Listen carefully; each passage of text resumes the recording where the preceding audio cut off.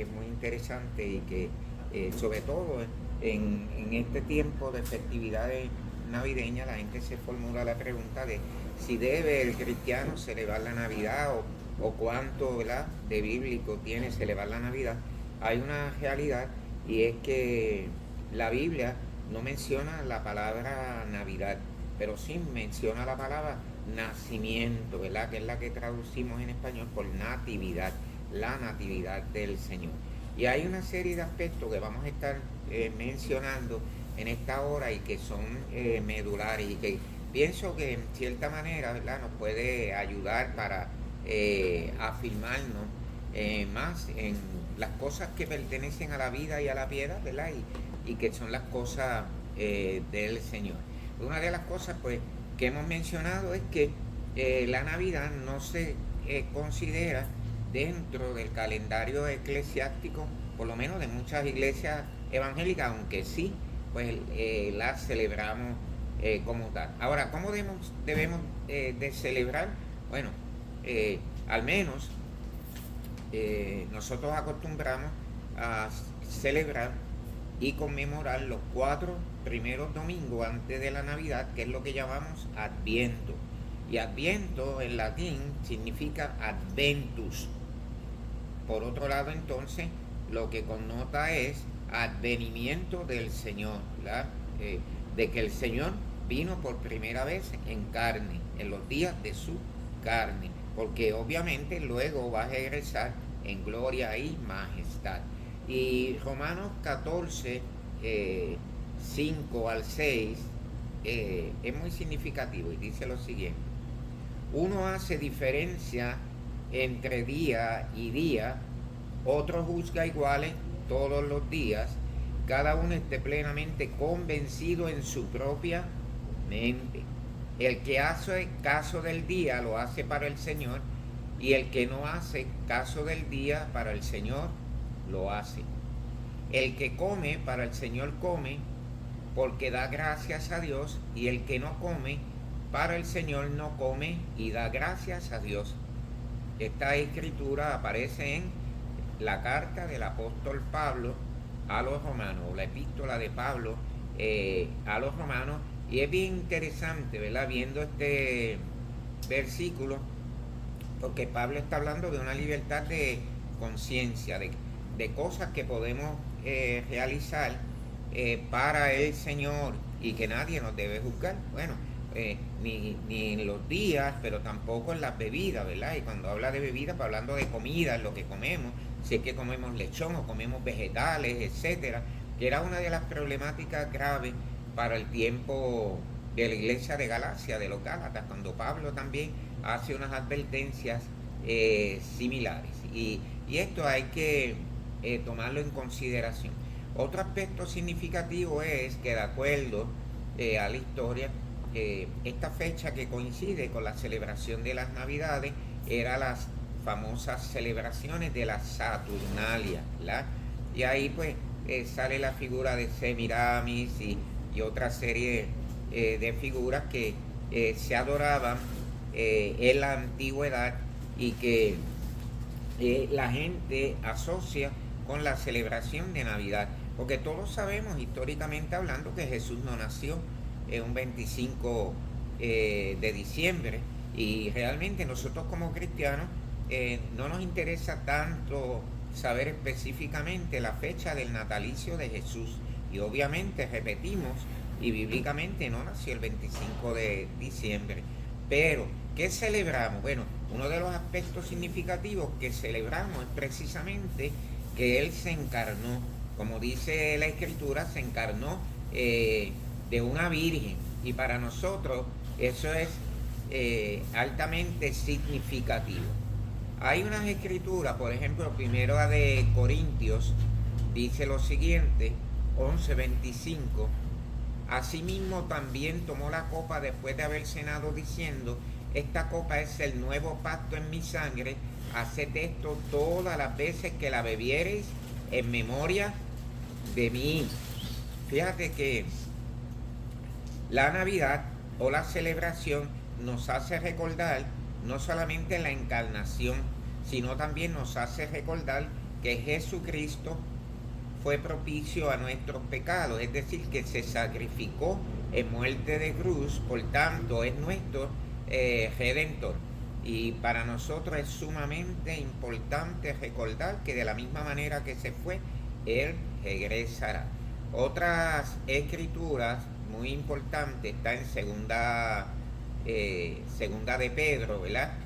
Que dice, por esto yo no dejaré de recordaros siempre estas cosas, aunque vosotros las sepáis y estéis confirmados en la verdad presente, pues tengo por justo, en tanto que estoy en este cuerpo, el despertaros con amonestación, sabiendo que en breve debo abandonar el cuerpo. Y sigue el apóstol Pablo hablando de una realidad escritural, y es que algún día,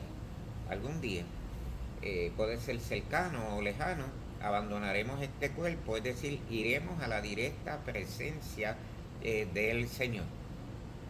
Y lo quiero connotar porque nosotros creemos que Cristo se encarnó, Dios mismo se humanizó, se encarnó, y Pablo dice que se exaltó hasta lo sumo.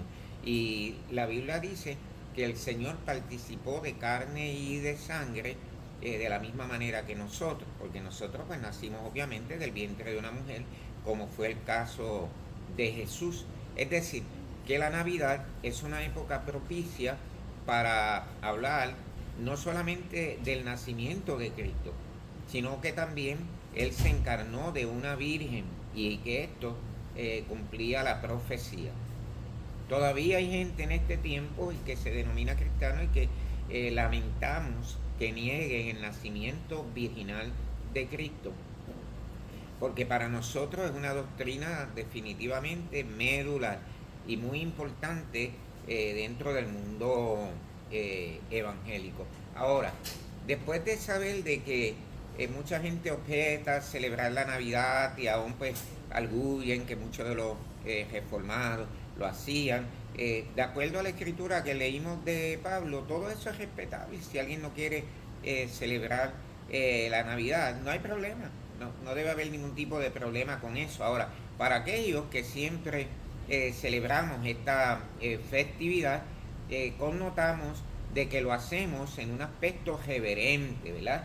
De que recordamos que los pastores glorificaron y alabaron a Dios por el nacimiento de Jesús, el Mesías, que se alegraron, ¿verdad? Se regocijaron cuando los ángeles proclamaron que en Belén había nacido el Salvador, Cristo el Señor, y eso aparece en Lucas capítulo 2, versículo 11. Así que ese niño que había sido colocado o puesto en el pesebre, porque obviamente no había lugar en el mesón, se convertiría en el Salvador de su pueblo. Fíjate que en el Evangelio habla de nombre de Jesús, que obviamente es el nombre que es sobre todo nombre, pero una de las cosas que se da con notar es Jesús, porque Él salvará a su pueblo de sus pecados. Bien, así que sí, el Evangelio connota no solamente la encarnación, la importancia de que Jesús se encarnara de una virgen, y claro, el papel protagónico que tiene como redentor de las almas. Por eso dice la palabra que no hay otro nombre, no existe otro nombre por el cual podamos ser salvos. Así que la Navidad, para los que la celebramos, nos habla del Mesías prometido, que viene a salvar a su pueblo, que viene a redimir al pueblo de sus pecados.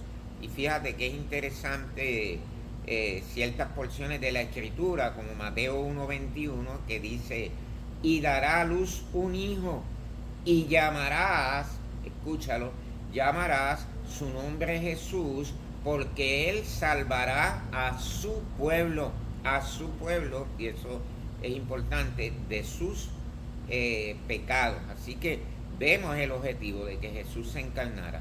En cuanto a Adviento, que son los 4 domingos que preceden al día de Navidad, sobre todo en muchas de las iglesias reformadas o iglesias evangélicas, aprovechamos para hablar, por ejemplo, de Isaías, que es un profeta mayor, obviamente es un profeta de Adviento, de Juan el Bautista y el papel importante que realiza Juan en la presentación de Jesús como el Cordero que quita el pecado del mundo. Y de hecho, si usted lee Malaquías, le invito a leer y repasar en el Antiguo Testamento el libro de Malaquías, porque habla de esta figura enigmática, una figura que es un profeta de transición en el periodo intertestamentario.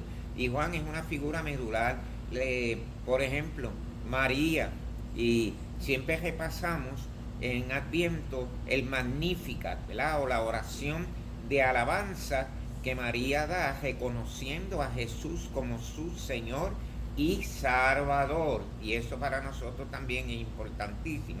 Otra de las cosas que destacamos en Adviento son los cánticos, por ejemplo, como el cántico de Simeón en el templo, el cántico de Zacarías, el mismo cántico que hemos hablado del Magnificat, que la palabra Magnificat en latín lo que significa es alabanza. Fíjate que hay tanta tela para cortar, como decimos en Puerto Rico, con respecto a la celebración de Adviento, y ya mismo lo estaremos haciendo porque precisamente estamos en esta época. Bien, recordamos también como tema central de Adviento la segunda venida de Cristo, uno de los temas que nosotros también pues destacamos, y no solamente lo destacamos, sino que lo proclamamos alrededor del mundo.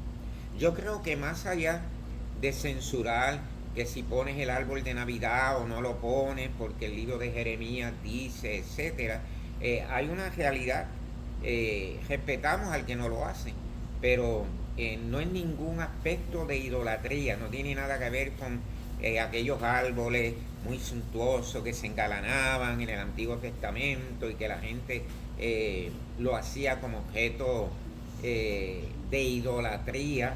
Nada que ver con la sociedad posmoderna en que estamos viviendo, si bien es cierto que no nos amparamos, ¿verdad?, en las pseudo tradiciones que se realizaban antes y que nada tienen que ver con el mensaje salvífico de proclamar a Jesús como Señor y Salvador de nuestras vidas. Así que este es un breve recuento y una buena oportunidad para celebrar la Navidad con conciencia, con amor, hacerlo de corazón y aprovechar esta época no solamente para proclamar las buenas nuevas de salvación, sino para acercarse al necesitado, es decir, al menesteroso, a las personas que alrededor realmente necesitan de nuestra empatía y compasión. Así que regresaremos en otra ocasión con un tema similar a este. Hasta luego.